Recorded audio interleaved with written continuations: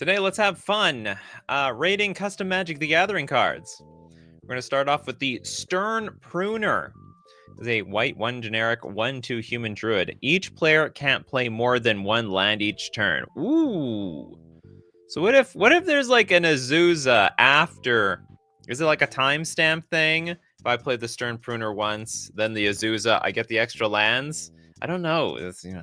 I don't know how the extra land thing works here. Whenever a land enters without being played, its controller sacrifices a land of their choice. Interesting. So no cheatsies, any lands. No ramping from the graveyard or your deck, or from your hand, for that matter. You know, your Arboreal Grazer is going to get your stuff sacrificed. It's completely... The red does not wait. Can't beats can. Ooh, that's important. Okay, they can't. That's good to know. I didn't know that was a thing. No beats yes. So you know what? No. But for this card, I think it's quite interesting. So we'll just say yes. Interesting card. I didn't know we need to hate on ramp, which maybe we need to. You know, I heard like green's pretty, or ramp in general is pretty good in Commander. Jumbled Haystack for 1 mana. It's an artifact. Tap, look at any 1 card in your library. You may put it on top. Isn't that like just basically Vampiric Tutor? Sacrifice it, draw a card. This is just look at any 1 card in your library. You may put it on. It's colorless Vampiric Library. That's broken. It's absolutely broken. How could they...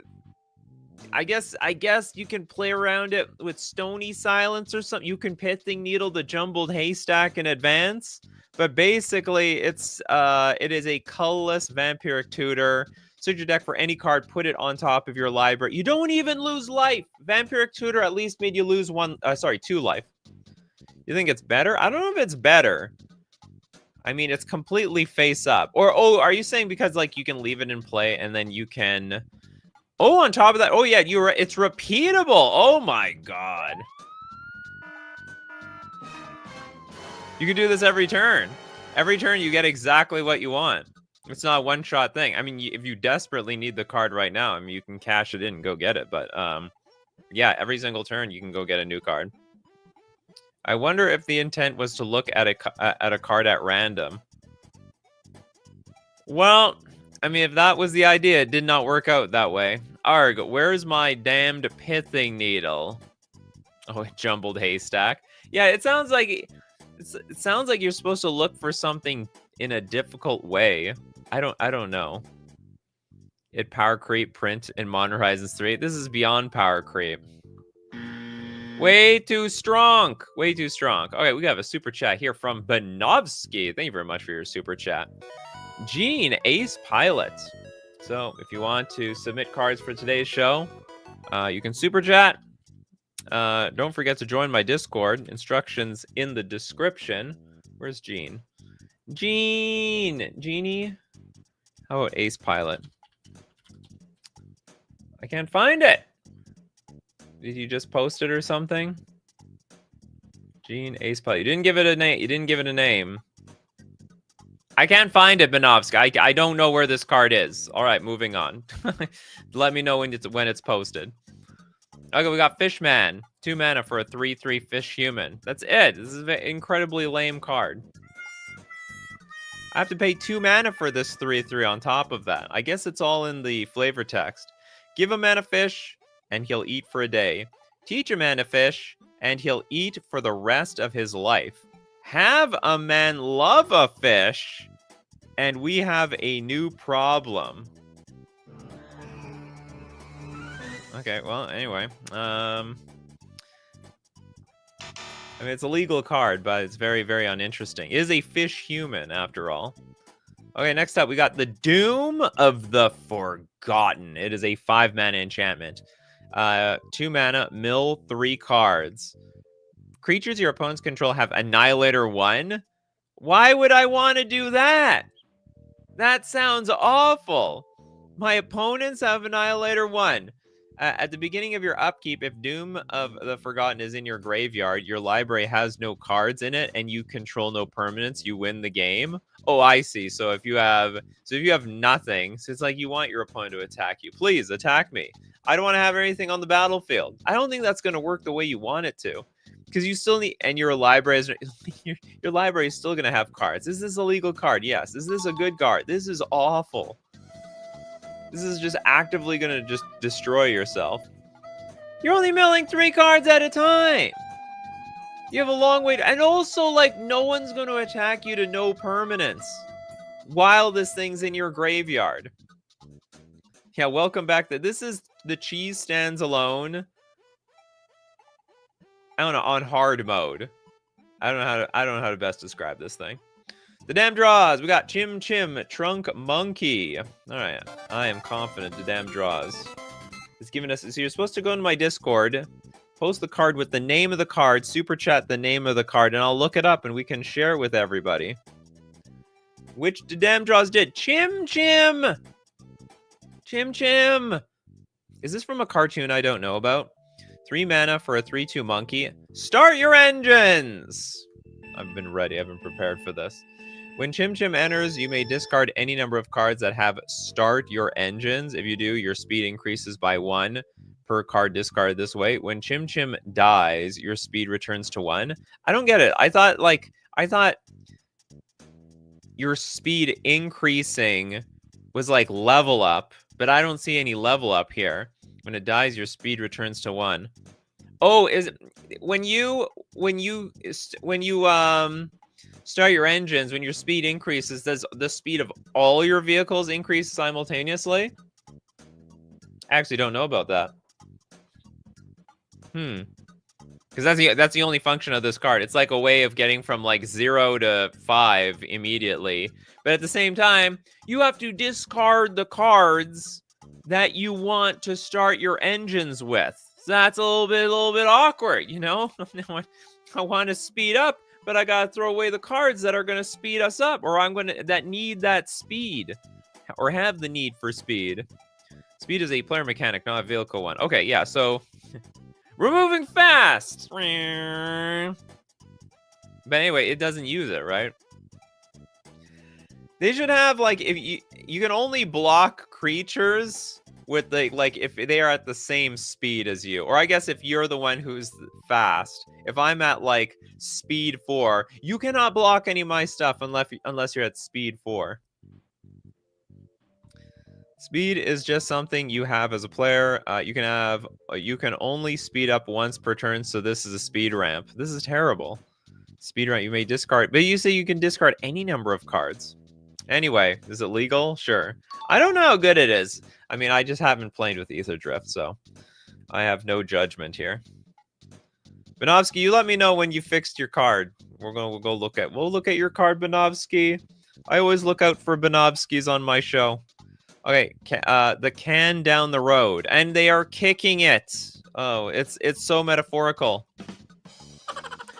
It's a legendary clue. Flash. You have a flash artifact. A kicker of blue. When the can down the road enters, if it was kicked. Okay, I just got it. Exile target permanent or non-land permanent and put 4 time counters on it. If it doesn't have suspend, it gains suspend. Pay 2, sacrifice the can down the road, draw a card. Yeah, we kicked the can down the road, I suppose. That's how it worked. Okay, next up, we've got... Okay, combination cards we'll look at the sponsor segment of the show. But we do have a singular card. We got Magastera. Hey, Nikachu, I hope you're well. I'm doing great myself. I am doing great, Magastera. The card I have for tonight is the Ultimate Offering. Deserves an ultimate super chat sound effect, that's for sure. The Ultimate Offering. Thanks for sharing this with us. We have a 3 mana in Mardu enchantment. Whenever a creature you control deals combat damage to an opponent. Sacrifice it. Then you gain 2 life. Create a treasure and draw a card. Sounds like a token player's dream. You invest in all these tokens, which are completely expendable. And, you know, you got like a bunch of 2 or 3 for ones also with your token generators. Attack!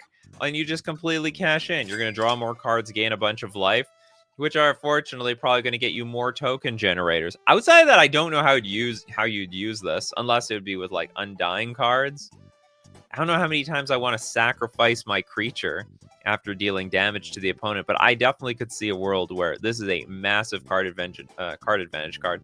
Brave Warriors, bring riches to the city, blood for the earth, and their hearts to the gods. Love the card. I think it's pretty cool. And I think, like, if you're not playing a token strategy, I think you're just throwing your cards away. So I think it's balanced in that regard. Moving on to the freebie section, we have a persistent veto. What is like? Is it going to be Dovin's veto like every single turn? Instant. Whenever you cast persistent veto, if you cast it from your hand, you may exile it as it resolves. You may cast it from exile on a later turn without paying its mana cost. Counter target non-creature spell. If you cast it from your hand, you may exile it as it resolves. You may cast it from exile on a later turn without paying its mana cost. I don't get this card. That like just doesn't make any sense to me. So like I need to, it sounds like to even cast it from my hand, I need a target in the first place. So I need a non-creature spell to target. And then I get the option to not counter that thing. I'm like, you know what? I don't want to counter that. Instead, I'll exile like plotting it or something. I don't even know why that would be of... Yeah, it's like a weird plot, but it's significantly worse. Because you said it has to be when you cast persistent veto. I need a non-creature spell to target in the first place. Not to mention, this is so much more expensive than like a Dovin's veto. So is this a legal card? Yes. Is it good? No. No, it's terrible. Like, my opponent will know all about it too. It's like, you're going to counter my spell? No, I'm not going to counter it. You can let that resolve. I'm going to exile my persistent veto. It's not even going to be persistent. It's going to show up once and never again. You exile it during resolution, not before. So, oh, is that how it works? If you cast from your hand, you may exile it. Oh, so you get 2. Okay, do you want that? That completely changes my mind. It's a good thing I got chat over here. Without chat, I'm brain dead. So yeah, it's 2 negates for the price of 5, which honestly is still not good value. Okay, it's an interesting design. Probably it's not dangerous whatsoever. 5 mana for a double counter spell. And remember, they can still play around the second one pretty well. Because they know all about it. Although it's free. There's nothing wrong with free in this world. Free is good. Do we have Banovsky? Did you fix your title? We back? Are we back in business, Banovsky? Okay, we got a title, the Ace Pilot. But not just any pilot. It's Gene Ace Pilot. Ooh, a 1 mana card. Okay, so 1 mana for a 1/1 human pilot. Haste. When Gene enters, reveal the top 5 cards of your library. Put a vehicle card from among them into your hand and the rest on the bottom of your library in a random order. So what you're telling me is we've got Ancient Stirrings for the vehicles. Tap, target vehicle becomes crewed. It's actually quite interesting. So we've got first a card that can find vehicles, but second, very easily crews them. So you don't need big chonky creatures to crew something that normally crews for 4. And it's legendary, so you don't have like infinite number of you can't put like 4 Gene Ace Pilots into play to start crewing all them vehicles at once. I think this is a great... I think it's good. I think this is the type of card that is demanding of vehicle decks to become good. A lot of the good vehicles, they're not even cheap. They cost 3, 4, 5, 6 mana. So I don't see any way of Gene really like being abused either. How do you consider this busted? Is there like any broken vehicle deck out there? Or is there like a vehicle deck that's like, oh, this vehicle deck is so strong. If they get any more support, it's going to be tier 0. No, I think vehicle decks are like tier 4. They're in the D tiers. They're in the same league as equipments. So I think a card like this actually can help put it reasonably put it over the top. Oh God, there's okay. You have to wait for some donations at the end of the show. We don't we look at only about it's a custom Magic the Gathering card day is super pay to win. Oh, by the way, we got a bingo card here. Does this hit anything? We have a human pilot. No, pilot's a real thing. There's nothing wrong there. Okay. Busted because of haste? Is that a big deal? It's like a raging goblin. It's got 1 toughness.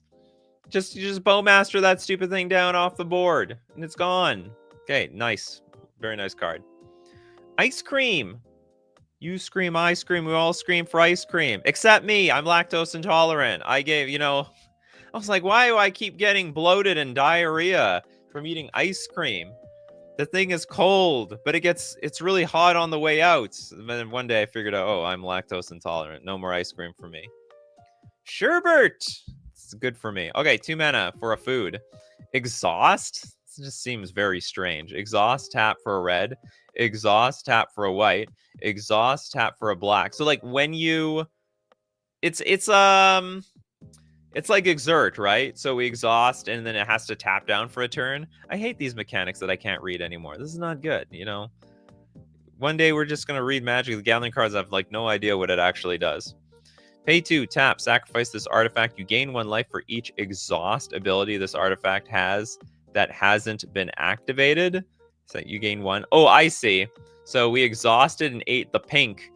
Oh, look at the flavor win here. The flavor. Unbelievable. And then if we used exhaust on all 3, if we ate each chunk of the ice cream, the strawberry, the vanilla, the chocolate, then we can't gain any more life because we basically already gained our life. We used up the resource. No, each exhaust ability is usable only once. Yeah, each exhaust ability is. Oh yeah, sorry. Yeah. That is more correct. I can only use an exhaust ability once and then like never again. Exhaust abilities are abilities that can only be used once. Okay, thank you very much for the correction. So that's what happens when they're not including, rules text with the cards anymore. I don't know what anything does. It's not. Commander's not making it easier. I think this is an absolute flavor banger. Very cool. Okay, we got super chats up the wazoo. Corbinick, I lied. 3 cards for today. Okay, Skull Tula. We'll take a look at this one. There better be a skull in this picture. There is. You did not disappoint. Not that I'm a fan of skulls, but I just assumed there'd be one. It's a black 2/3 spider, death touch, and persist. This is definitely Modern Horizons for power creep sort of vibes. How do we feel like for a 1 mana 2/3 that is death touch, so a great blocker, and it comes back, and also it comes back bigger, right? No, it comes back smaller. It comes back as a 1/2. How do we feel about this, chat? Nice. I collected a gold Skulltula token. Oh, is this from Legend of Zelda? Pretty sure. Skulltula Legend of Zelda. I'm pretty sure this is a Legend of Zelda thing. I think I'm right. The Skulltula. The Zelda wiki. It doesn't look the same though. Is this the same? I don't think so. I don't need this one. Get out of here, bingo card. Okay, I got this. How do I get both these on screen at once? There we go. Ugh, it's not cooperating. There we go. This is the best I can do. Where did you get your Skulltula picture from? It's not coming from Google. Not that I see. There's a funny drawback. There is no drawback. What's the drawback? It comes back. Oh, no. When this card dies, all players besides its controller gain a treasure token. Oh, I see. So it ramps. Okay, so it's like a little... for a second, I thought this was the flavor text. So it does have a drawback. It's not all upside. You want to block with this thing? Okay, you're going to ramp your opponents. I don't think they're going to take that offer, though. I mean, if I attack... No one's going to attack into the Skulltula. You know what? In the grand scheme of things, it's probably going to act the exact same as a 1-mana, like 1/2 Death Toucher. No one's going to dare attack into you because you have a Death Toucher. I got a big creature. I don't want to lose it.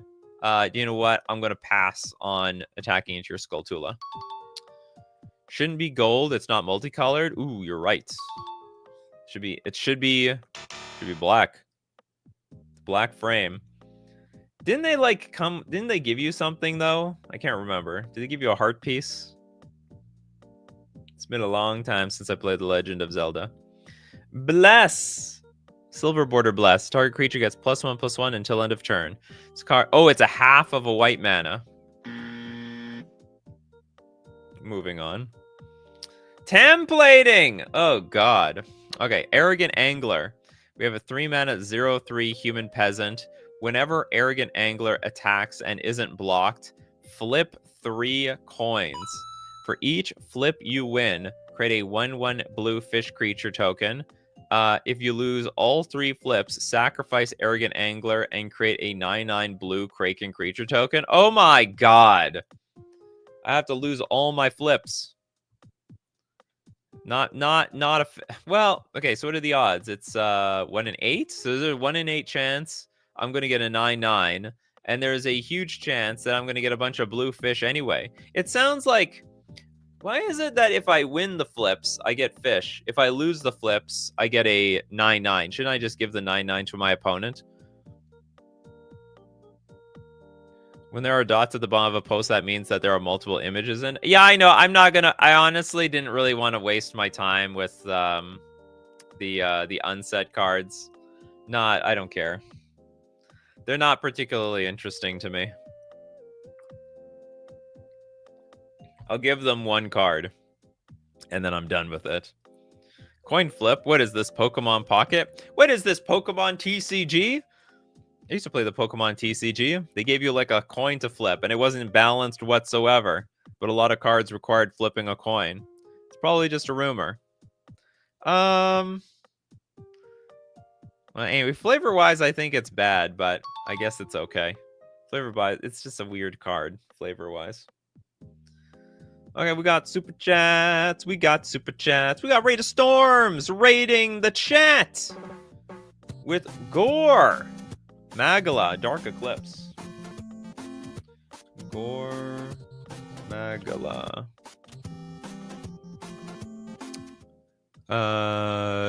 Shagaru Magala, Heaven's Wheel. My first attempt at a transforming card, adapting a monster, hunting. Hunter creature in MTG. Just letting you know. I'll let you off easy here. Or actually, I have no idea what the sum of this is, but usually a flip card of some sort is technically 2 cards because I have to read 2 cards. But I'm gonna let you off easy today. We have Gore Magala, Dark Eclipse. It's a 4-mana 3/4 Elder Dragon flying.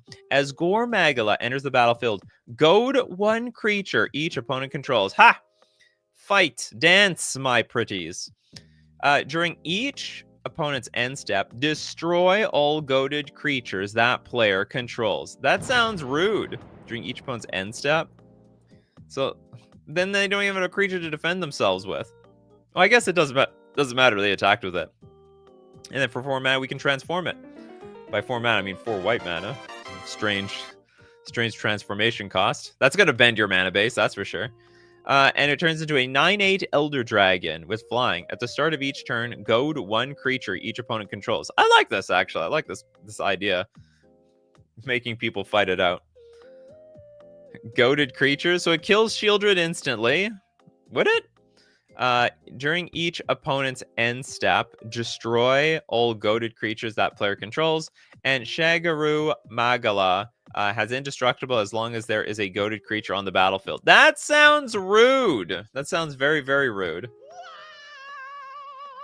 Does it have to have indestructible? Doesn't it just always have indestructible? Or is it the idea once your opponent's creatures are all gone, Okay, Shagaru Magala, Heaven's Wheel, is no longer indestructible. I guess that's fine. Like, what's the casting cost here? This was 4. We have to pay another 4 to turn this into a 9/8. But it's divided out over 2 turns. You can also, like, effectively... You can, what's it called? In response to the transformation, kill this thing. Is this too strong, by the way? This is a 4-mana, 3/4 puppet maker, making the opponents goad all their creatures. They won't have goaded monsters at the end of their turn. That's correct. Goad ends at the end of combat? Okay, then maybe we have to blow... Maybe that's going to be important. We have to blow up the creature at end of combat during each opponent's... At the end of each opponent's combat step, all goaded creatures that player controls must be sacrificed or destroyed, whatever. 8 mana, 2 colors. I'm just not 100% on how strong the front side is. Sounds good. I mean, you know what? It's only good in Commander, and on one-on-one it wouldn't matter. So, all right, I say it passes. And Trent Sims is like, I really like the idea behind this card. It's a bit weak, though. I think it'd use some attack. What? It's indestructible if you flip the thing over. It's insane. I think it is a bit strong, but the transform cost is very awkward. Well, great things must have a cost. We're more balanced than Wizards R&D around here. Okay, we got the Long Tusk Bastion. This is a 4-mana 3/4 Elephant Mount. Is Mount a creature type? I know Mount is a mechanic. Okay, Vigilance. When this creature gets saddled... Oh, yeah, because okay, so you saddle mounts. When the creature gets saddled, target creature that saddled it gains Vigilance until this creature leaves the battlefield or gets saddled again. It's got Saddle 1. All right, that's a card. It's a card for the sake of the card. You know, we're trying to relive... What's it called? What was the set with saddles and mounts? Why can't we see the Raider's head? What is this? The Powerpuff Girls? I don't know. Mount is a creature type since the Outlaws of Thunder Junction. Put them up, partner. Yeah, Thunder Junction. Okay. Long Tusk Bastion. That's a card. Honestly, okay, I know so few cards from that set. If you showed this card to me and told me it came from that set, I'd be like, oh yeah, okay. I believe you. No argument there. The damn draws with the Close-Knit Village.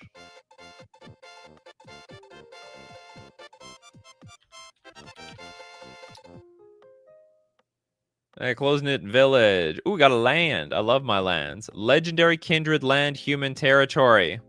I bet you're just making cards to get on here. We got 5 words in card type. We've also had 1 card that is danger. That was that Vampiric Tutor. That was ridiculous. It is tap. Okay, enters tapped. We can tap for a white or a blue. Legendary humans you control get +1/+0 for each other non-token human you control. So it has only the legendary humans. It's the captain. The general must lead the army, and the general gets +1/+0 for each other non-token human you control.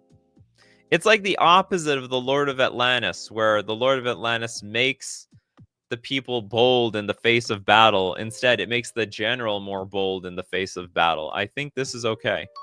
This is very, very narrow, too. It only helps humans. And you need a lot of non-token humans on the battlefield. And a legendary human. Should be a colorless land. It is colorless. See? You get a little colorless on the sides here. The 2-color lands, they have usually like 2 colors here. I think maybe I understand you're talking about the top here. I have no idea if that should be blue and white, but you know, the sides are colorless. Is at least it is at least +1 because this land is a human. Oh, it's a kindred land. That's right. So this thing is going to definitely buff up by at least 1. Humans' most used colors are white and blue. I don't doubt it. I don't doubt it at all. A lot of wizards in blue. A lot of soldiers in white. All humans. Okay, sweet card. Love lands. Bingo, 5 types in the type line. I did it. I did it. I was ahead of you. Huh? Brian. Yeah, you know who has the least lag out of everybody on this show? Me. I have the least lag than anybody else. And with that least lag, we're going to promote our sponsor today, FusionGamingOnline.com. My favorite sponsor, also the place I get my Magic the Gathering cards and accessories. You can get yourself Magic the Gathering Foundation. So, and speaking of speeding up and exhausting, you can pre-order Ether Drift at FusionGamingOnline.com. Yeah, so if there are any cards that are tickle your fancy, maybe put on the pre-order list. And don't forget to use coupon code Nikachu at checkout for 5% off all your purchases. It also supports the channel. We're also going to thank Mana Traders, the premier place to rent Magic cards on Magic Online. Rent? Why would you want to rent cards? Well, if you like to play 20 decks, you're going to either spend all your money to commit to one deck, or you spend your money renting cards and you own all the decks. It's a ban list saver, because if they ban the card, it's not really they're banning your cards, they're banning Mana Traders cards. You send them back and go get new ones. And you can support the channel using my Mana Traders link in the description below, or save 40% cash back on your 3rd month subscription using coupon code Nikachu_8GS. And back. Where am I? I'm lost. Someone please get the mall manager. Find my mommy. I need help. Anyone get lost in the mall when they were young? I did. I think at least twice. Least lag. Meanwhile, there's a bingo square for misreading a card. Yeah. Hey, look. You are, even though there's some lag, you're definitely allowed to see, that's where the lag helps. You know? The lag is useful there. Okay, let's look at... We have Super Chats. We have big Super Chats for Paths of Life. The Interstellar Explorers. Part 5. We'll take a look at 3 cards from this series. Interstellar Explorers. We have more land. I'm a huge fan of the lands. Binary suns. We got a blue and a red sun. I guess we have a blue sun. We have a red sun. One's a dwarf star. One's a supernova. Tap, add a red or a black if you control a vehicle. Add 1 mana of any color instead. More people who are huge fans of vehicles here. Maybe, for all I know, there's like this giant community for vehicles. Hence why they made Aether Drift. We also have pay 1, tap, scry 1, then target crewed vehicle explores. I feel like I've seen this card, or something similar to this. If Binary Suns was added to the hand while exploring, place it on the battlefield tapped. Oh yeah, oh yeah, you have this mechanic where if you draw a card through explore, put it right onto the battlefield. Nothing wrong with that at all. Those aren't vehicle colors. Well, what's a vehicle color? White? Green? I would think red should be at least 1 vehicle color. Like, because you need some sort of, you know, I want to say energy or fire to fuel your vehicle. Isn't Chandra like on the cover of Ether Drift? The untapped dual land. Yeah, this one's untapped. White, blue are vehicle colors? Really? Trying to think. I can think of some green ones, you know. You know, Hearthstone just had a space set called The Great Dark Beyond, and it had a follow-up mini set that did a StarCraft crossover. Most successful set in years. Zerg rush them. Okay, that's all the StarCraft I know. I don't know anything else. Or the pylons need to be developed, ascended. Their pylons need to be deployed. I'm butchering that. That's not what it is, but I can't remember what they say. Okay, the dual land is great. Okay, we have between all of you combined are gonna make a vehicle set out of this. Command Officer, a 1 mana 1/1. Why are we trying to break 1 mana cards? Can only crew 1 vehicle a turn. Okay, whenever Command Officer crews a vehicle, That vehicle gains the following abilities based on the number of level counters this creature has. +2, it has haste. +3, it has menace. +4, if it would leave the battlefield, sacrifice a creature that crews it instead. Level up, create a 1/1 white fleet scout soldier creature token. Activate only once a turn. This is too much. For 1 mana, no. You can't have this type of card. I also feel like maybe they've been improved. You know what? There was 1 week I got the wrong cards. I picked the wrong cards by accident. You must construct additional pylons. Okay, do you know what you can do with this? Is there a level up vehicle? I don't know. So at level 4, the officers kill themselves instead of the car? I don't know. Fleet advisor. If it would leave the battlefield, sacrifice a creature that crews it instead. They threw themselves out the window. Okay, so what is a fair... Okay, this has to be at least 2 mana. Can crew only one vehicle a turn. That's fine. A cruise vehicle, that vehicle gains the following abilities based on the number of level counters on this creature. This creature has. And we can level up, create a 1/1 white soldier token, activate only once each turn.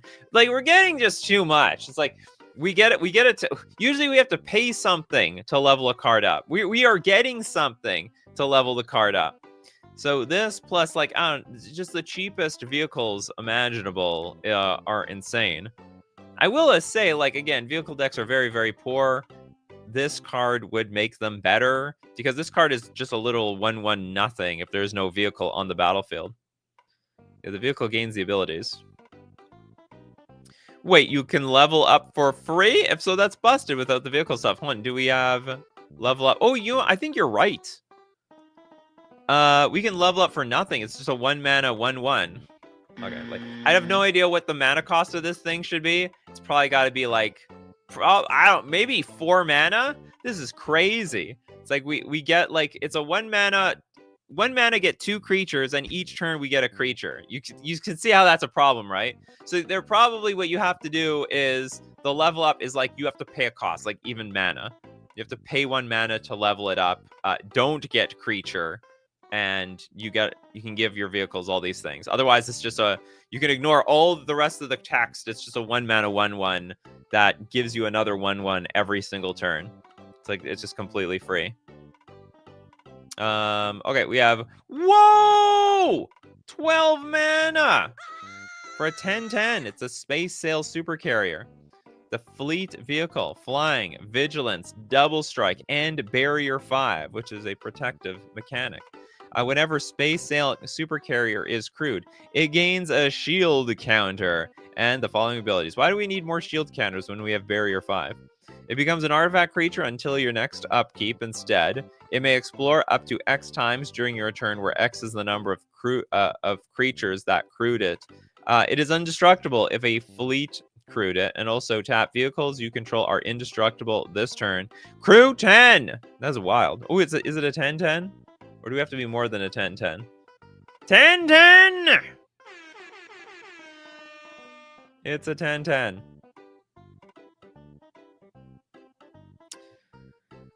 What can I say about this card? Well, I mean, the price is right.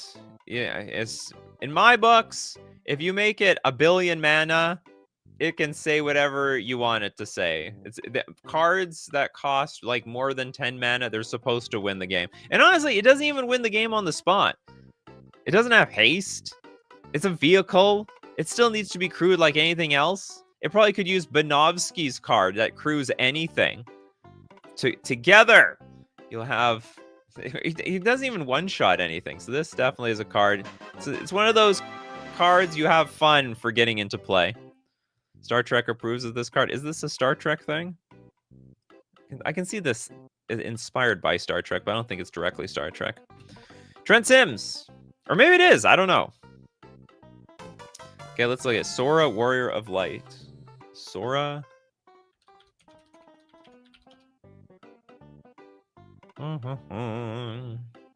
Sora! Where is this from?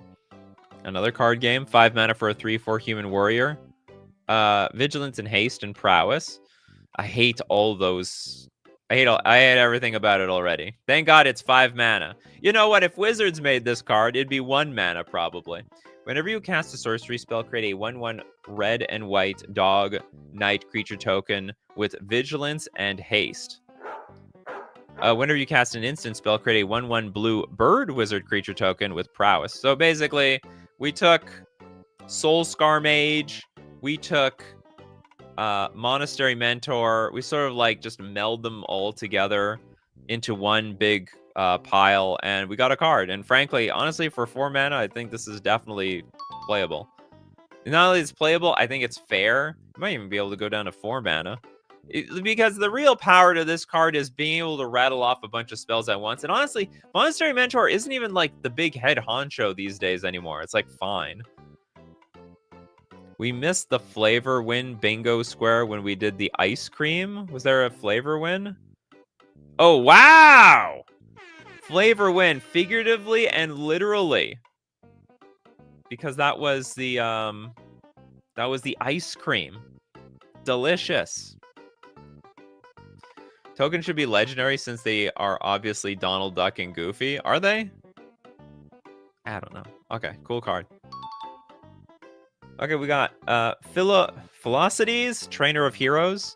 2 mana for a 2/3 Satyr. Partner with Pegasus, Cloud Racer. Mentor, if targeting a creature you control with a spell you cast causes a triggered ability of a permanent you control to trigger, that ability triggers an additional time. Is that supposed to trigger this? As long as I have my friends beside me, I will never give in to darkness. That sounds like something Yugi would say. All I need is the power of my friends. Friends like Philocities. This is literally Kingdom Hearts, and I love it. I don't even know what that is. That card triggered me to read, is it? Targeting a creature you control with a spell you cast causes a triggered ability of a permanent you control to trigger. So it's like, what? Like, if I trigger Heroic, it triggers twice? That's fine. Heroic's not even that good. Yugi is the darkness? No! No, he's not the darkness. Who's the, Pegasus is the darkness. Pegasus and, what's it called? What's his name? Saito Kaiba. Kingdom Hearts is basically Final Fantasy plus Disney. Oh, is it? They melded them together, huh? This is completely fair. Okay, well, let's see what it mentors with, you know? Maybe partner with Philocities, Trainer of Heroes. Maybe this is the card that breaks. And it is Heroic! I nailed it! Did anyone see that? Did anyone see how I called that? I called it perfectly. It's a flying 3 mana 3/1 Heroic. Whenever you cast a spell that targets Pegasus, Cloud Racer, target creature control gets +1/+1 and gains flying until end of turn. But you do that twice. You don't get it once, you get it twice. You can even make your Philocities. Is it Philocities? I don't know how to pronounce this guy. You can make this guy fly. Never thought he would fly. Him and his goat butt. No, Kaiba ain't the darkness, he's the money. Okay, I apparently am not deep enough into the lore of Yu-Gi-Oh! As much as the rest of you. No, in Yu-Gi-Oh! Darkness is good and light is evil? What is going on here? Suddenly I'm very, very confused. But if I get deep enough into the seasons, maybe I'm gonna finally understand. Okay, we're gonna move on to I'm gonna take a look at your last 2 cards, but still gotta wait it out. Gonna look at some other people. We got Corbinic here with Serapher and the Void Sea. Just 2 today. Oh, you lied. You already submitted a card. Serapher. Okay, so first we got the Serapher. This is a 5 mana 5/5 legendary void elemental angel. It's a weird combination. Devoid flying first strike. What is it? Do we mean devoid? Is it an Eldrazi? Exile a card from your hand at random.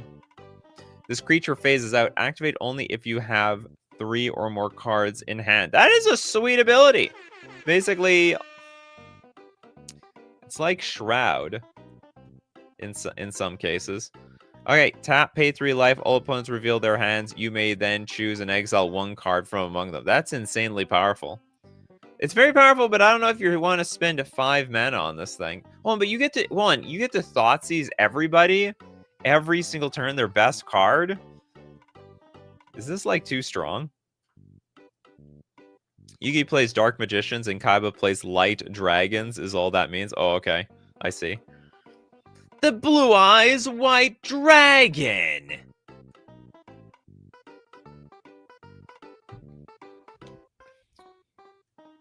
You just Thoughtseize 1 player? Oh, is that how it reads? All opponents reveal their hands. You may then choose and exile 1 card. Oh, I see. We only get 1.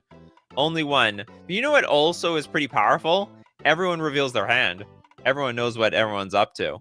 So, I mean, even if you chose no cards, I think that would be a significant blow to the game. Okay, I hope this is fair. It's 5 mana for this effect, and like I like this effect. This whole exile a card at random. I think it's a great idea. You get a look at, but only exile 1. Interesting that it says devoid flying, not devoid flying. Well, mistakes were made. Mistakes were made in the templating. And your other card was the Void Seed.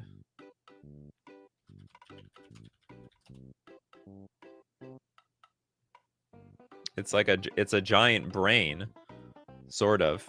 This reminds me of something. I just can't put my finger on it. 2 mana legendary artifact. Creatures with the Void cost 2 less to cast. Whenever a creature with the Void enters play, it enters tapped and with a stun counter? What? When a creature with the Void enters play, it enters tapped with a stun counter, but it costs 2 less to cast. Why are we handicapping ourselves here? Sounds like, okay, we want... So is this like Heartless Summoning? Are we trying to like make a really Heartless Summoning thing? New creature type? Where was the new creature type with the last one? The Elemental Angel? I don't think that was new. So I guess this is some sort of fair... It's a really narrow, supremely narrow Heartless Summoning in some sense. We can make our devoid creatures, which nobody plays. There's not many of them in the game. We can make them 2 less. And when they enter the battlefield, is there something that's so specific? I think that is incredibly specific. Oh, was Void the type? Void is a new creature type? Oh. Creatures with... Oh, sorry. It said creatures with the Void. That's still true. Okay, so we have a new creature type. Where's new creature type? Cool. The Void. Once you go in the Void, no one escapes. Perfect for your Ulalek deck. Do you have a lot of devoid creatures in there? All right, that definitely passes. 100%. Okay, let's take a look at Brian Freets, The Speaker Chronicles. Is the speaker? The speaker. Okay, you have some text here. Speaker Chronicles, along with my second attempt at a new keyword that I hope to use more often. The purpose of the keyword is to be anti-synergistic with things like +1/+1 counters, aura stacking, and equipment. But having fundamentalism cards makes the other cards revolved around it have other effects. Speaker, ready and waiting. 4 mana for a 2/4 Tiefling Ranger. Reach and Vigilance. Because Rangers, they got bows and arrows. They should have reach. Fundamentalism. This creature cannot be modified, and your opponents cannot gain control of it if you own it. That's okay. So it's like basically sort of protection from players, also sort of protection from you too. You're not allowed to modify this creature.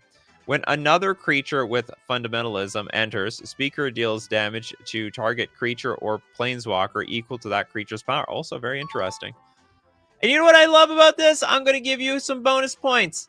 It was very easy to understand. Super easy to understand. So it's like a sort of a new take on hexproof.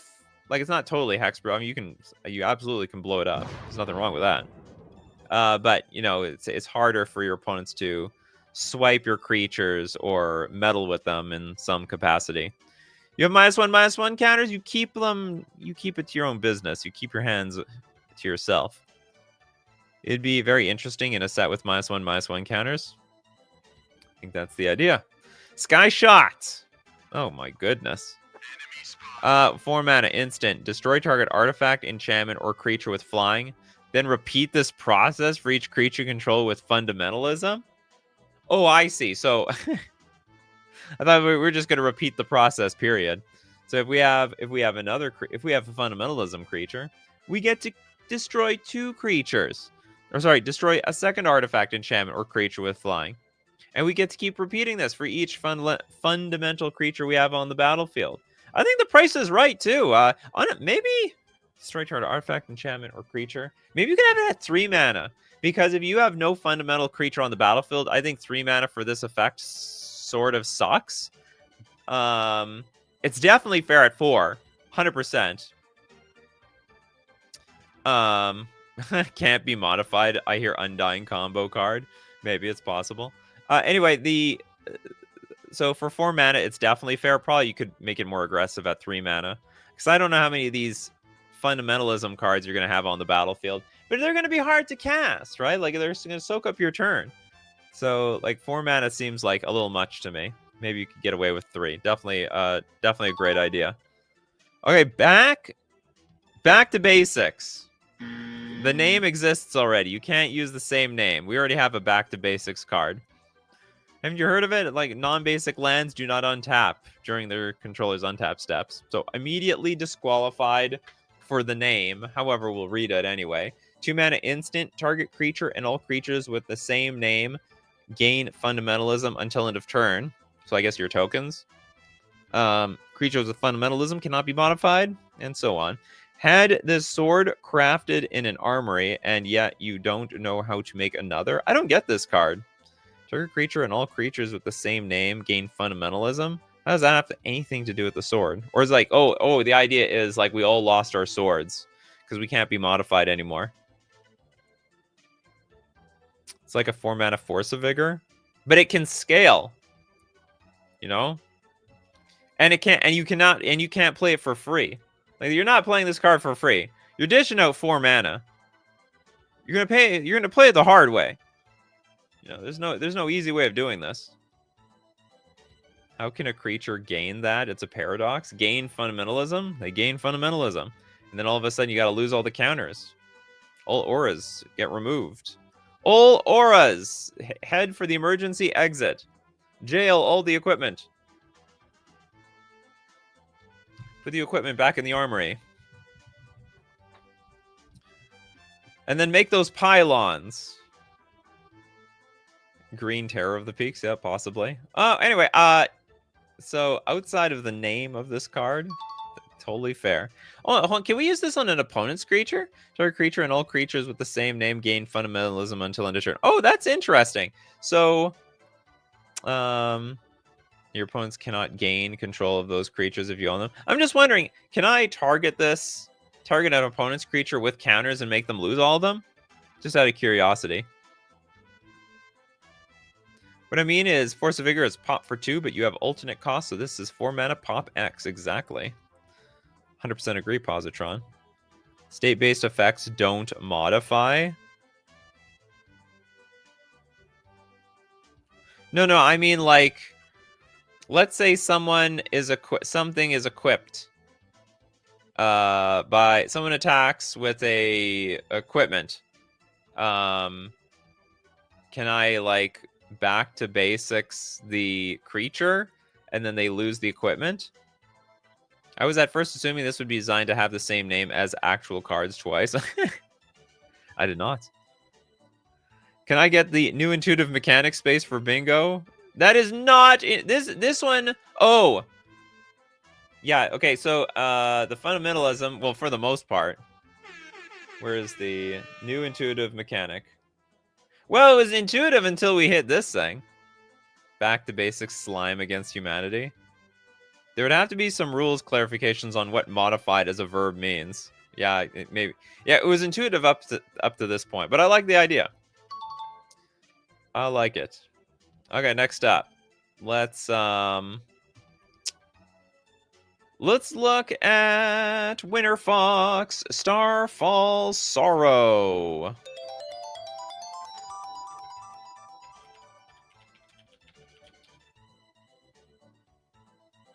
Starfall Sorrow is a colorless, and one generic instant. It's an instant? I don't feel. I feel like it's in an artifact frame. Whatever. Activate one of the following effects depending on the color of mana used to pay for one when casting this card. So it's what it should say is, what's it called? It's got multi-burst? No, hold on. Color burst? Sunburst. It's got sunburst. I think. No, maybe sunburst is not the right mechanic for this, but like sunburst was a type of card that cared about what color or how many different colors you spent to cast a card. Okay, white. If you would take damage this turn, prevent that damage, then create 5 1/2 human spirit creature tokens. We have a blue. Target creature you control gains Shroud and Flying. I feel like that blue ability is so much worse than the white one. Black. Pay half your life total and sacrifice a creature you control. Gain triple black and have Shroud until end of turn. Pay a red. So for a red, destroy target non-basic land. Deal 6 damage to any target. Any target! And then deal 4 damage to yourself. Well, at least 4 is going back at you. And green, add 1 mana of any color. What the hell? What's with that last one? We spent 5, like, add 1 mana, so we're just filtering for something else? Oh, you got that right. That's a bingo, Anna. Thanks for letting me know, Anna. 4 single color and a mana cost. Bada bing, bada bang, bada boom. Do we have a waifu in here? Is there a waifu? There's a waifu in the card, too! We got waifu. Okay, we got 2 of them in one. It's a two birds with 1 stone card. Winter Fox always got the waifu slot for the bingo card. Nikachu loves blue so much, but doesn't become a deck list. He loves all the colors. I have a high bias towards blue. Wording should be fine. Chroma and Devotion are symbols in the cards, and Sunburst is the counters. It's pretty close to a Yu-Gi-Oh card. Not quite there. Okay, now how powerful is this card? It's actually pretty fair. 5 colorless is so hard to manage, and let's say you're a heavy colorless deck. You probably can only take advantage of like one of these colors.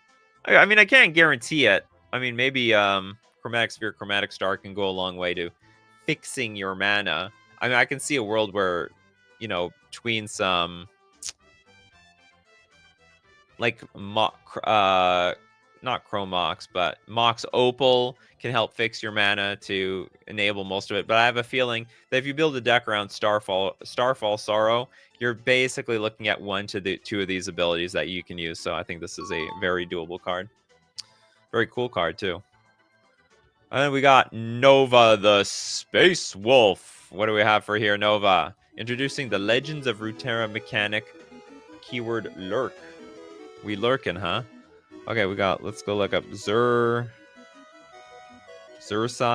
A bit text heavy, but I couldn't think of how to reword it and still work it. Well, that sounds like it's gonna suck for me, Nova. Oh, God! What am I going to be reading here? Okay, we got Zursai Caller, 3 mana, 2/3. A Surimon Voidling. Lurk. It's a short name, but it's a long mechanic. Once per turn, when a creature with Lurk attacks, reverse the top card of your library. What does that mean? If the revealed card has Lurk, you gain a Lurk counter. All creatures with Lurk you control have +1/+0 counters equal the number of Lurk counters that you have. Who's getting the counter? I thought you? Oh, you gain a Lurk counter when a creature with Lurk attacks. I think so. Okay, this is how you word it. It's like, whenever this creature attacks, reveal the top card of your library. If it is a Lurk card, you get I don't know, an Anthem, or I guess you get a Lurk counter, which gives all your other Lurk creatures +1/+0. feel like that was it. That's a cleaner way of doing it. Yu-Gi-Oh card space is 1000%. Oh yeah, we get the Yu-Gi-Oh card space. That was a Yu-Gi-Oh card. Too much text. I mean, to give credit to give credit to Nova the Space Wolf. I mean, got everything in there. They weren't. It wasn't running into the text box or into the holo foil. Sometimes that happens on this show. Okay, we're not even done yet. When Zursai Caller enters, predict. Look at the top 3 cards of your library and choose one. Put the chosen card on top of your library and the rest on the bottom of your library in a random order. I think that's okay. I mean, that ability is fine. Might be pretty strong for 3 mana, but maybe not. I think, okay, well, anyway, the card is nonsensically complicated to read, but it's really simple. When this thing attacks, you're going to look at the top card of your deck, and if it's a lurk card, you get effectively like an anthem, but it's actually a counter that buffs up all your other lurk creatures. That's totally fine. And then you can, it also has synergy with itself, where when it enters the battlefield, you can go find a lurk creature and stuff it on top, which actually won't work. Enters, look at the top 3 cards of your library and choose one. It actually doesn't work that way because you need to attack. So when it enters the battlefield, you can put a lurk creature on top, but then on your next turn, you're just going to draw it. Then you're going to attack, and then like you're going to reveal the top card of your deck, and like, is there going to be a lurk creature? We don't know. Maybe not. Look at that. We got a full art card. We have Zurza Wrath, the Under Titan. It's a 5-mana 2/6 Suraman Voidling. Okay, this is where I gotta lean in. My coffee crew, I gotta lean in here. Once per turn, when a creature with lurk attacks, reveal. Oh yeah, sorry, it's got lurk, but we know that ability already. When Zurza Wrath attacks, if Zurza Wrath has 8 or more power, it gets Fearsome, Trample, and a shield counter until end of turn. Creatures with Fearsome cannot be blocked by creatures with 2 or less power. I think that's totally fair because it's like super far away from having 8 power in the first place. It's very interesting. This is the type of card, like, I don't want to say build around it. Like, it's an achievement unlocked if you can unlock it. Adding an extra 6 power to this thing it's quite difficult, even with all the lurk counters on you. But if you counter another lurk creature, then attacks. I see. So if we have a lurker in play, then we play this other lurker.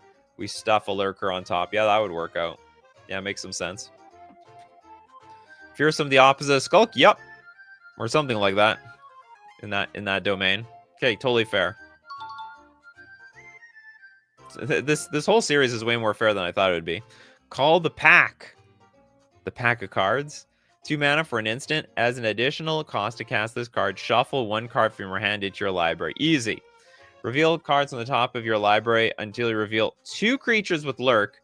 Then add them to your hand. Then shuffle all other revealed cards into your library. That's I think that's cool. Also, you lose 1 card randomly. It could end up being your land and backfiring. There's no guarantee. I mean, I guess you can play this when you have only 1 card left in hand and you have nothing to lose, nothing to risk. And you do only get 2 random. Like, remember, it's gonna be random. You have no idea what you're gonna get. It goes into your hand. You still have to cast them. So for that matter, I think this card is super fair. It should be Zertha Wrath, the Under Titan, in every instance it's mentioned. Well. You know what? They don't always do that in Magic the Gathering. Because of text space, they sometimes just short name it. Okay, we'll take a look at the last 2 cards a little bit later. Thanks for the submissions, though. We will take a look at that. Nova the Space Wolf. I think your templating was very good for the most part. Okay, we'll go back to 4 Paths to Light. 4 Paths of Light with the Interstellar Explorers.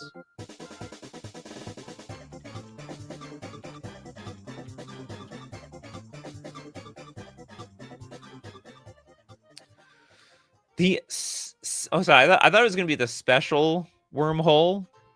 Our special little wormhole over there. It's a spatial wormhole. It's a legendary land. If spatial wormhole was added to the hand while exploring, placed on the battlefield tapped.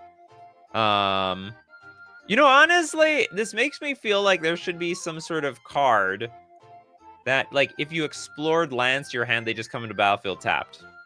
Like, it's like a static ability. These lands have that ability. I get it, but, like, it feels like there should be probably some card like that to exist.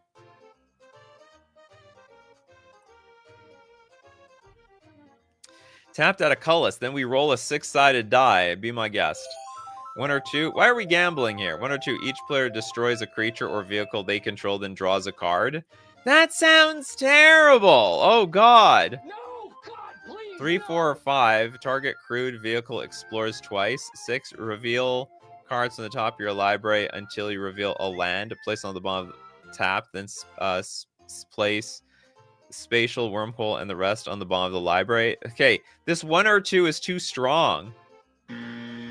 Like, it's just way too strong. So there's a 1 in 3 chance that you can just tap this on turn 1 and wipe the board. Each player destroys a creature or vehicle they control, then draw a card. And also the people who have no creature on the battlefield, they just draw cards, right? It doesn't specifically say that they have to destroy the thing. You destroy it, and then you draw cards. You destroy what you can. And now, that's not guaranteed, but there's a 1 in 3 chance. 1 in 3 chance of that happening. And it's a free roll. So anyway, I'm definitely going to disqualify the card for this first ability. Also, the second ability might be pretty strong, too. Target crude vehicle explores twice. How about it explores once? Reveal cards on the top of your library until you reveal a land. Place on the battlefield tapped. That's also pretty strong. Like a 1 in 6. These are all really... Like, this is free rolling too much. Oh, hold on. If it was added to the hand while exploring, place on the battlefield tapped. I think it should come into play tapped, period. It's way too good. Yeah, like a land that randomly pops your creatures. Pew, pew, pew. Get them off the battlefield. Yeah, well, not always. If you got into play for free, often the explore card doesn't work. Okay, anyway. I don't know how to fix this thing. It's just a little too much. Wildly unbalanced. The Fleet-wide Armada. This is a 9-mana fleet fortification. Affinity for vehicles. That still sounds so hard to cast. You need a lot of vehicles on the battlefield to like get this thing cheaper. Fortified land has protection from opponents. Okay. Vehicle spells you cast cost 1 less for each vehicle you control. Whenever a vehicle you control attacks or explores, except by Fleet-wide Armada's ability, all other vehicle creatures you control do the same. Whenever a vehicle you control attacks or explores, all other vehicle creatures you control do the same. That sounds so weird. Whenever it attacks or explores. So basically, if I attack with one, I have to attack with all. Everyone, charge! Yeah, the whole series would love Gene. Gene that just crews things for 1. By the way, this thing itself is not a vehicle. It is a fortification, which goes onto lands. Bingo Square, new non-creature subtype, the Fleet. Non-creature subtype, you're right. As long as we keep getting the same people super chatting these cards, we're going to get these same bingo squares cut off.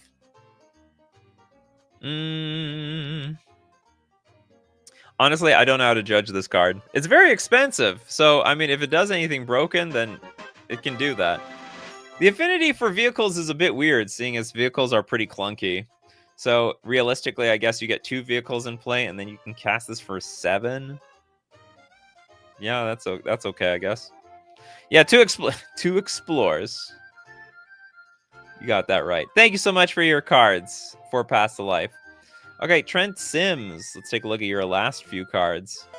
We have 0 to Hero.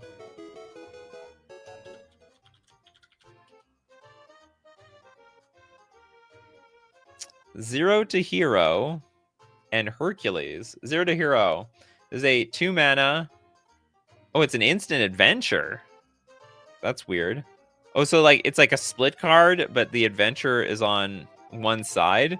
Distribute 2+1/+1 counters among 1 or 2 targets. I mean, there's nothing broken there.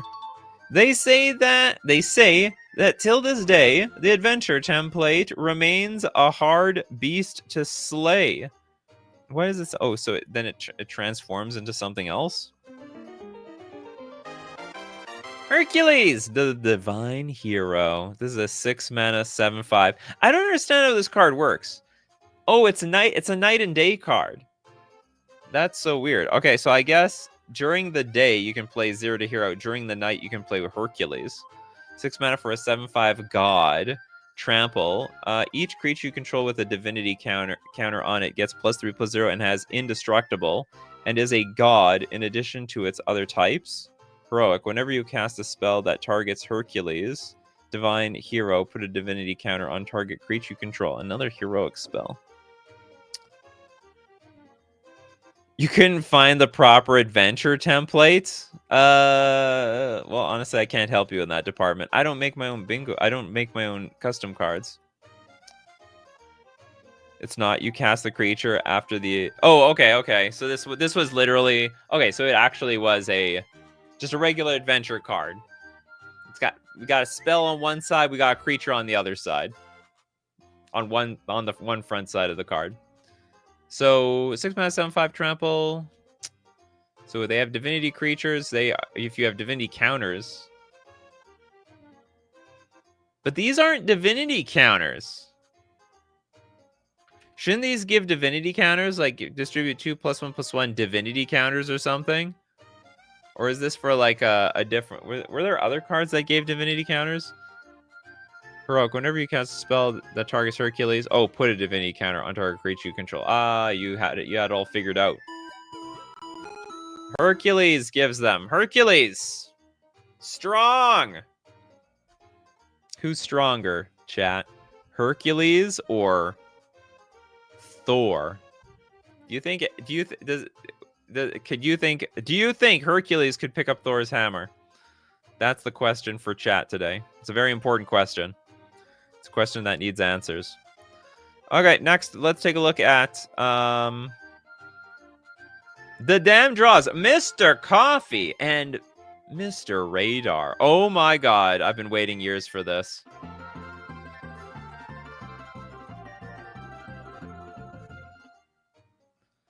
Mr. Coffee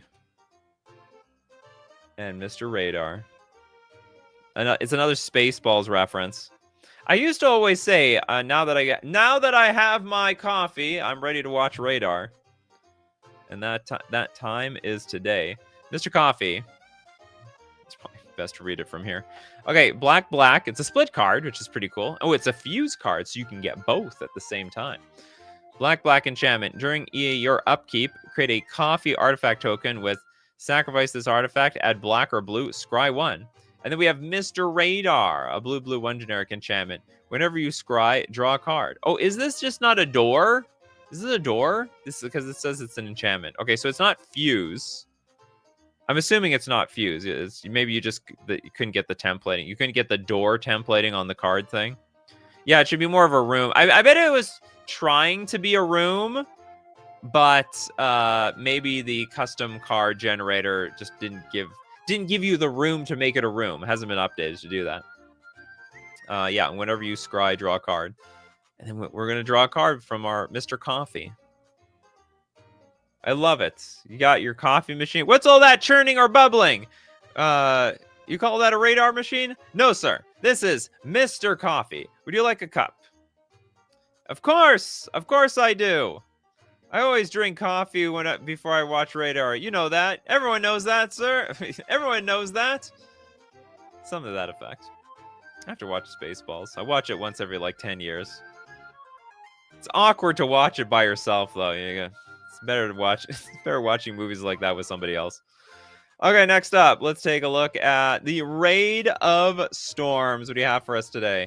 Idea taken from Monster Hunter, where the monster controls a virus that makes things incredibly violent. Also, here's the other $5. Oh, thank you very much, Raid of Storms. Oh, it's,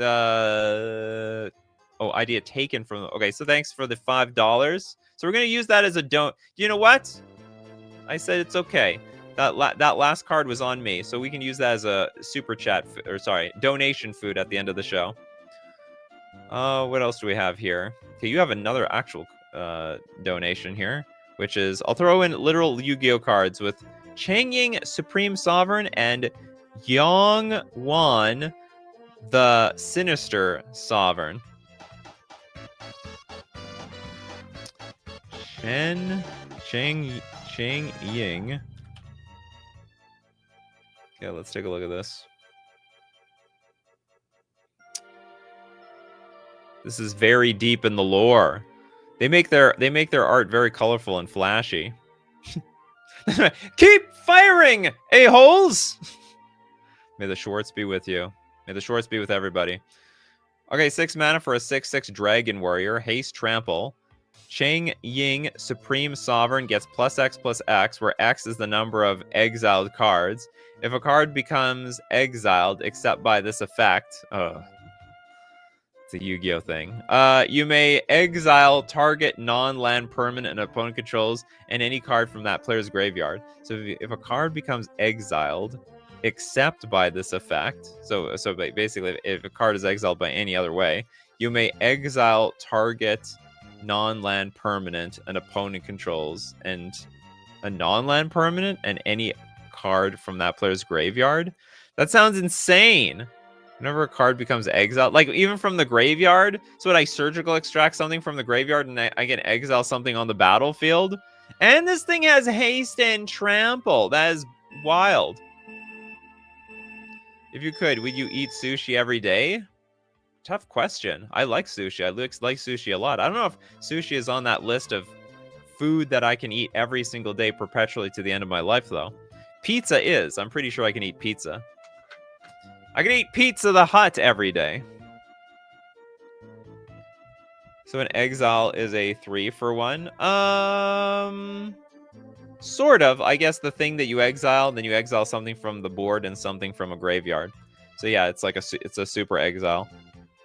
I mean, I don't want to say it's like danger, but I mean it's good. It's very, very good.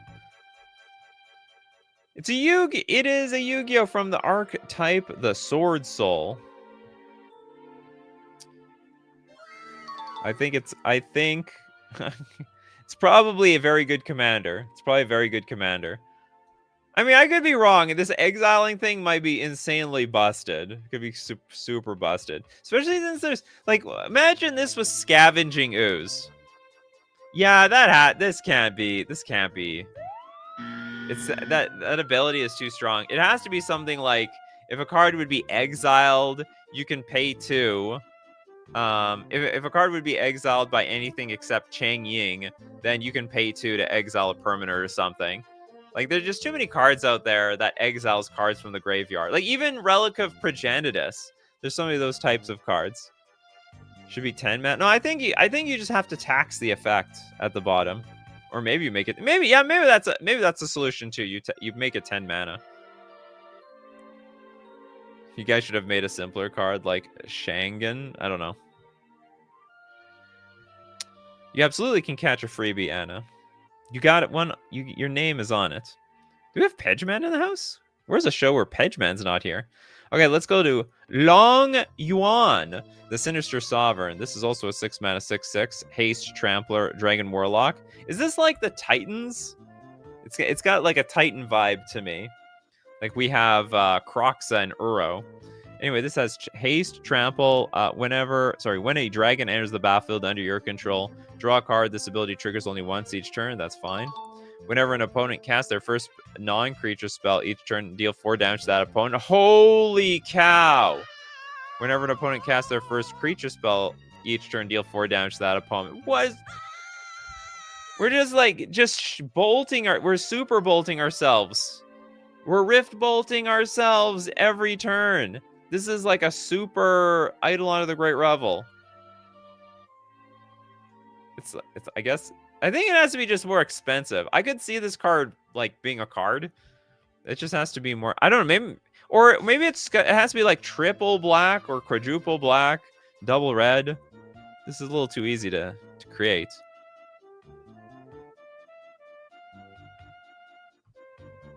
Pedgeman has been summoned. Where's Pedgeman? Where are you, Pedgeman? Pedgeman's always here for the free. We have free custom cards to give out. Free custom cards. Should be able to see that should summon Pedgeman immediately. Okay. Well, anyway, the card needs some modification. Maybe it's fair at 6 mana, but it's insanely expensive. Like it's very bad for my health to play against this card. Not to mention, like, there's like a one-sided good ability. Do you know what would make this fair? If both these abilities were symmetrical. So if myself, the person who owns Yongwan, the Sinister Sovereign, casts creatures or non-creature spells, I also take 4 damage. That would probably be fair. Rurik Thar deals 6 damage, but you can play around Rurik Thar. And also, Rurik Thar is more expensive. This is not nearly as expensive. And basically, it says you can't do anything. You can play activated abilities and play lands and not shoot yourself in the foot, more or less. Okay, next up. Let's go to the last 2 cards from Nova the Space Wolf. Let's look at the Void Burrower. Void Burrower. Burrowing. Okay, we have a double-sided card.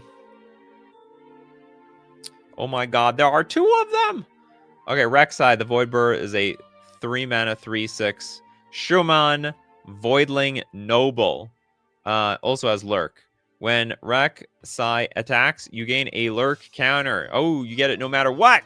This thing's... How the hell is this thing a 3-mana, 3/6?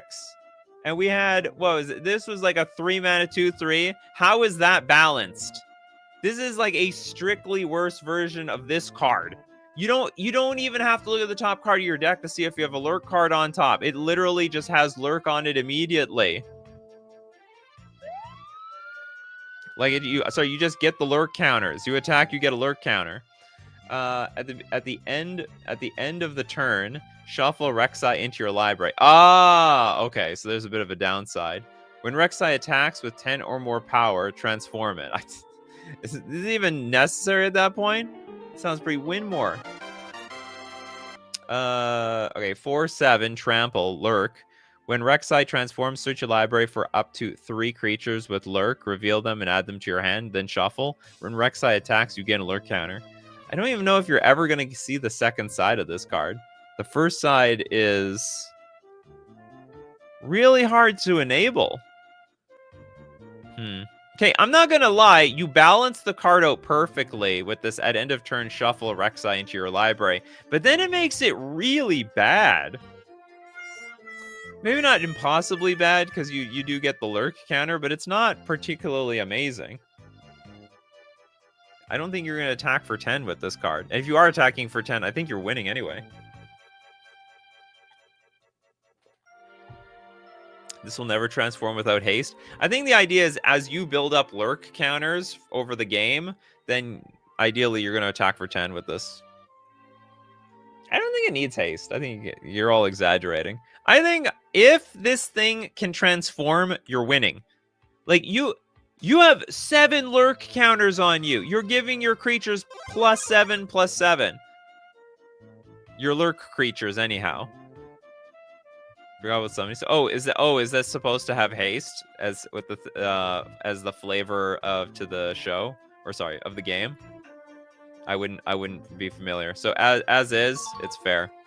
I think the second side is win more though, because if you have so many Lurk counters, I think you're just going to you're probably going to kill your opponent at that point. But you can't attack before it shuffles into your library. Is that? Oh, that's right. So we're gonna play this, not attack. At end of turn, shuffle Rek'Sai into your library.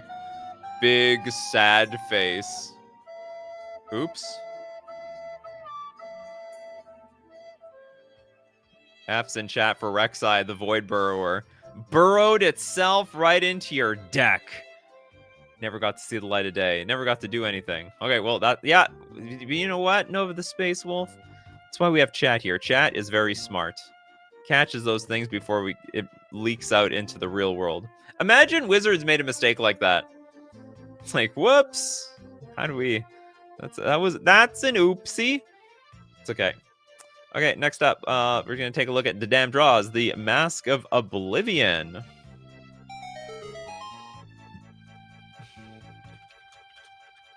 Oblivion. Oh, I love the art to this. The Mask.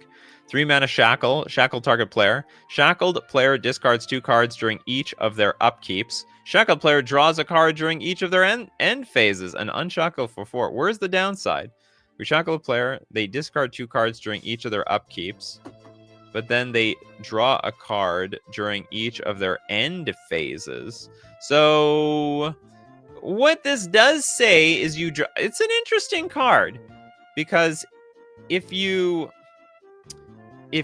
can shackle yourself, and if you can play at instant speed, it's like a one-sided Howling Mine. I don't know if that's really what you want to do, but I mean, that's the option that you have here. So if you draw a card for your turn, draw a card at the end of turn, you have 2 cards, and if you can use them, then you have 0 cards at your upkeep, you lose nothing, and then you get more cards.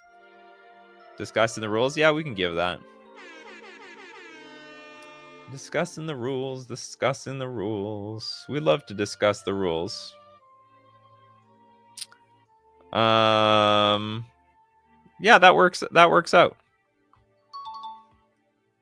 I'm just wondering if this can work on the offense. I mean, if the deck completely plays with, say, creatures or sorcery speed, they're dead.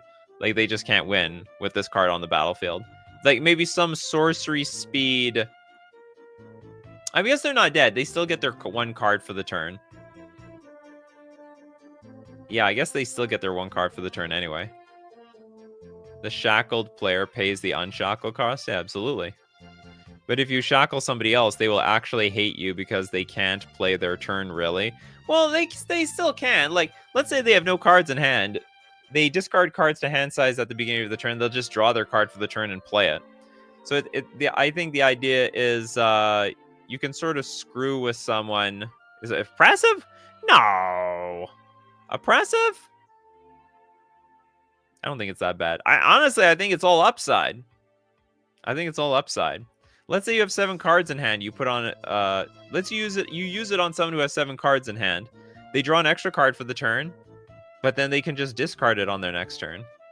Or are they losing? Oh, I guess they lose cards every turn. So they discard 2, they draw 1, they draw an extra one. So basically, they have to empty their hand as fast as they can. Otherwise, they are technically only they're never gaining cards. They're never netting cards. So very early on, it is technically a disadvantage. Unless you like to have cards in the graveyard, then you're just helping them. Very, very interesting. Oh yeah, so if you could play this in a Madness deck, could drive you mad. TL96. Hello, hello, Zybernation. I don't have any cards to share, but just wanted to send a hello from Brazil. Fala Galera. I hope that's something wonderful. Thank you so much, TL96. So we're going to use that as a donation later. Winter Fox. 8th and Gabla, Shoal of 4 branches. That is the weirdest, literally weirdest name I've ever heard. I'm going to look up Shoal of 4 branches. Tried to translate this from anime. Very difficult to do so. Very difficult to read this card. Okay, green, green, green, blue, blue. It is the Ath in Gabla. Flash. It's a legendary enchantment. Enchant target creature you control, which means it should be an aura, and target creature you do not control. What? You can target 2 things at once? Enchanted creatures cannot leave the battlefield except as a result of combat and are unaffected by other card effects. During each upkeep, enchanted creature you control fights enchanted creature you do not control. Creatures not enchanted by Ath in Gabla, Shoal of 4 branches, cannot target creatures enchanted by this card for combat. I don't understand this card at all. This card is a bit of a mess. Winter Fox, your cards are usually like pretty clear. This one's not clear at all.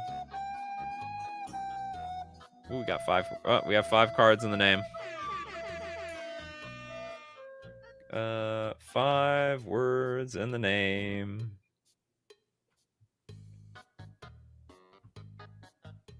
What's up, guys? Fala Galera, thank you very much. Unaffected by other card effects is a Yu-Gi-Oh lingo. Yeah, I know. It leaks into the show a lot. I sometimes get the vibes that, you know, a lot of you are just Yu-Gi-Oh players that make custom Yu-Gi-Oh cards, but you have nowhere to go, so you end up coming to this Magic the Gathering channel where you can dump them here. Winter Fox says, basically forces a duel between two creatures. Need a better way to describe this. Yeah. You know what? You know what that is called, Winter Fox? It's called a fight card. And it can be in the form of an instant or sorcery. Target creature fights target creature. That's it. That's all you had to do. This is the most long-winded fight card I've ever seen in my life. Bingo, no one knows what this card... Well, Winter Fox knows what this card does. Somebody knows. Where is this? No one knows what this card does. I certainly had no damn clue. Let me read that again. The enchanted creatures cannot leave the battlefield. That's redundant. As a result of combat and are unaffected by other card effects. I don't know why that's necessary either. During each upkeep, so every turn, enchanted creature you control fights enchanted creature you do not control. Enchanted creatures do not enchanted, but you know what you should just have? It's like, okay, maybe I have a clean way of doing this. You have an aura that when it enters the battlefield, make a token aura that enchants like another target or enchant a creature an opponent controls. And like at the beginning of each upkeep, each creature with this aura fights an opposing creature with this aura. Some of that effect. And that's it. Love how the bingo looks like we are purposefully avoiding to complete it. We have those days, you know? Some days are just like that. It happens. Nikachu improving the card. I'm like completely revamping the card. All right, we have a bingo, finally. We have one bingo. Means one extra custom card for people. We're actually completely covering this card all over the place. I'm sorry, Winter Fox. This is it's a little bit of a mess here, but don't worry, we cleaned it up, sort of. At least thanks for letting us know what the idea was, because I would never have really guessed that the whole point was to. It seemed like you wanted to protect the creature while also trying to fight at the same time. I didn't know what the priorities were. Yeah, why don't we just give it Storm and stuff? Oh yeah, like the amphibian downpour, which actually exists. Okay, we've got not one, not three, but four. Oh, and also a fifth free super chat. All right, Anna, what's your card? So this first freebie is brought to us by Raid of Storms. Okay, this is a freebie time. If anyone wants to throw out their freebies, I am open to your freebies. That means you, Pedgeman. I know you love the freebies. Oh, and this is probably Anna's card. Please read the post before Satya. Okay, I just posted it. I wanted to make a card based on my favorite Modern Horizons 3 commander. I tried to update it to fit in the Aetherdrift set, Satya Aethership Engineer. This came from Modern Horizons 3. 4 mana for a 3/5 Human Artificer, Vigilance, and Menace. Max Speed! At the beginning of your upkeep, create a token that's a copy of another target non-token creature you control, except the token isn't a creature, is a vehicle artifact in addition to its other types, and has crew X where X is half its mana value rounded up. Does it even have a mana value? It's a copy of another target. Okay, I see. It's okay. It's getting a little confusing, but I understand we're copying a vehicle. Or copying a creature? Beginning of your upkeep, create a token that's a copy of another target non-token creature. So we're copying a creature, except that token isn't a creature. It becomes a vehicle, and it has crew X, where X is half its mana value rounded up. It gains haste until end of turn. At the beginning of the next end step, hit the brakes. Is that a real mechanic? If your speed is greater than 1, it becomes 1. Oh, so the idea is first we hit max speed, and we're after we copy a creature. Hit the brakes isn't a real mechanic. Frankly, I think it should. And do you know what's beautiful about Hit the Brakes? It's simple. Simple and easy. That's intuitive. All right? That's an intuitive mechanic. We can all learn from Anna here. The name the name of the mechanic is a flavor win. It's simple to explain. Like, it's literally just one sentence. If your speed is greater than 1, it becomes 1. And it makes sense. You could just say your speed becomes 1. It doesn't need to be a mechanic. Could be true. You might be onto something there. I still like the sound of the mechanic. I'm under the impression that max speed is very hard to enable, so this card probably is very fair. I mean, I haven't played with any of these Ether Drift cards, but I just assume that this is Ether Drift. This whole like speed up thing is just going to be like really hard to pull off, and it's just going to be good within the confines of like limited or something. Be very surprised if, I mean, maybe I shouldn't be too surprised, but I'm curious to know how well these speed cards end up doing well in standard, if they're playable at all. Okay, we got Banovsky over here. Tried to give some love to auras with Corvus. Though I had super chat this earlier, but it bounced. Oh, you mean your credit card? Corvus. Corvus is a 3-mana 2/2 human wizard. Aura spells you cast cost 1 less to cast for each 1 life you gained this turn. I don't know if you need the 1 life you gain this turn clause. Auras are pretty bad. Auras are not good. Whenever an aura is put into your graveyard from the battlefield, you may search your library for an aura card, reveal it, put it in your hand, then shuffle. That actually makes it like way better. Enchanted creature you control has... enchanted creatures you control get +1, +0, +1, and have lifelink. Okay. I'd honestly make this 2 mana. It has a lot of words on it, but again, auras are very, very, very weak. In fact, I would make this 2 mana so that you can go like turn 3, play this on 2, and then play an aura at the same time. So you at least get some value out of this card. So I think the card could be cheaper. It's just that the aura mechanic, or like, sorry, the aura card type in Magic is just unbelievable garbage. That it takes a lot to make it relatively, remotely playable. Okay, Pedgeman, do you have a card? Or do you have no card for this week? Okay, remember, I'm taking on freebies. If there's like nobody else to get freebies, I'll give you one over the Space Wolf. But I'm trying to give some freebies to the people who they never get well, I don't know. I wouldn't say never get cards, but very, very hit or miss on this show. Okay, this freebie is thanks to Jack Solaris. At least one half of them. Thanks so much, Jack Solaris, for freebieing this Hedgeman card. Reason the Pathfinder. This is a 4-mana 3/4 Rabbit Moonfolk Scout. Each cards you own that isn't on the battlefield has madness. The mana's cost is equal to its mana cost. Whenever you discard a land card, you can get an energy. Pay double energy. Spells you cast from exile cost 1 less until end of turn. I feel like this card does a lot, but I don't know what. So first off, madness. So as we discard cards, we get them basically for free. It wasn't a dono specifically to Pedgeman. It's not going to count. What else do we have here? So, okay, anything we discard. It's a Rabbit Moonfolk Scout. This gun looks like some sort of weird weapon out of Fortnite or something. Looks very cartoonish.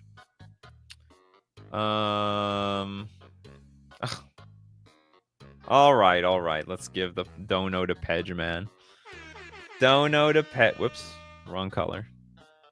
Gotta get them red out. Dono to Pedgeman. Think you can still play Madness from Exile? That doesn't make any sense.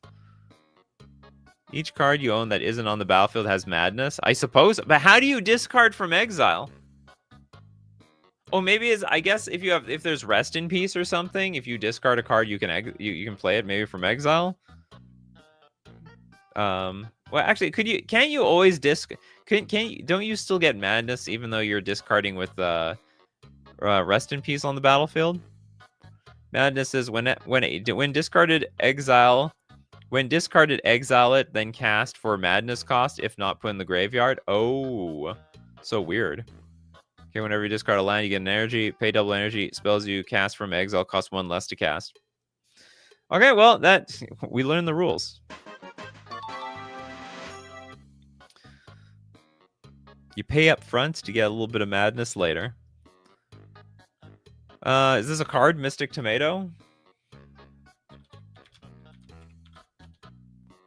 It is a Mystic Tomato. All right, this is going to be brought to us by, again, Jack Solaris. Thank you so much, Jack. You're so generous donating to so many people. This is also a very creepy tomato, if you ask me. 4 mana for a 3/2 horror. When Mystic Tomato dies, search your library for a black creature card with power 4 or less. Put it onto the battlefield under your control. Then you get to shuffle. Fair. Very fair. It reminds me of all those other cards, like... What's it called? Academy Rector. Why can't you search your library for a black creature card with power 4 or less put onto the battlefield under your control? Is an actual Yu-Gi-Oh card. I judged it by its art. Like, I don't know, Yu-Gi-Oh has like this art style that is very distinct. Let's put it that way. It's got a very iconic art. LOL Yu-Gi-Oh! Yeah, literally Yu-Gi-Oh card. Although it doesn't count for the bingo space. Because a Yu-Gi-Oh card is technically a card that is a card with a lot of very small text. Also, bingo, Nikachu can't read the donation message from Jack that specifically says dono to Pejman. Oh, did it say that? Did it say that? I missed that. Okay, then I'm an idiot. Jack Solaris specifically donating to Pejman. Old Yu-Gi-Oh card was something else. Very trippy. What, the new ones aren't so trippy anymore? Okay. Definitely a playable card. And we have one more super chat coming from TL96. Do we have a card? If you throw out a name of a card like this, I'd appreciate you tell me it's a donation. Or sorry, it's a card. Does anyone else need a card? Otherwise, I'll take it from the Discord. You know, Anna, I think I'm going to try to give it to another person. There's a lot of people that post, they don't get cards at all. So, like, what else do we have here? Like, who's the Teach? The Teach didn't get one. I'm going to give Teach one. Garangi, God of Tides. This is a 4-mana 2/3 god. It's got no art. Or maybe the god is so strong, it's pure darkness. It's got indestructible. Whenever an opponent casts a spell or draws a card other than the card they draw at their draw step, they may pay 2 mana. If they don't, you may either draw a card or create a treasure token. This is, first off, this is a very powerful, it's a very durable card at 4 mana because it's already indestructible. Opponent casts a spell or draws a card other than the card they draw. So if they draw extra cards, they may pay 2. If they don't, you may either draw a card or create a treasure token. This card's awesome. This card is insane. It's like Bowmasters, but it's some combination. Maybe not Bowmasters. It's like a good version of Fairy Mastermind. Probably 4 mana is very fair, too, for this type of effect. It's Smothering Tithe and Ristic Study into 1. Yeah, that's right. Pay up, or I get the card and the treasure token. Oh, is that? Oh, maybe it's broken. Yeah, well, it is the God of the Tithes. It should have been called Garangi, God of the Ristic Tithes. You know? No? Nobody? No? Where's the real Maxime? Do we have no real Maxime here for today? Okay, we have, it's time. We got one extra donation because of the bingo card. And I guess it's going to be the last one. Usually the real Maxime shows up here today. Where do we have? Okay, who doesn't have a card in here? These people all got cards. This person didn't. Let's look at the Freezing Spite. Is a blue sorcery. Split second. Cast Freezing Spite only if it's the first spell you cast this turn. Huh? Oh, I see. It has to be the first spell you cast. Choose a card type. Until your next turn, players can't cast spells of the chosen type. Interesting. It's almost like a silence for something. No 2 hours. Yeah, we got through it quickly today. My commentary was good. A lot of the cards were easier to read than usual. This card has split second, which is really weird.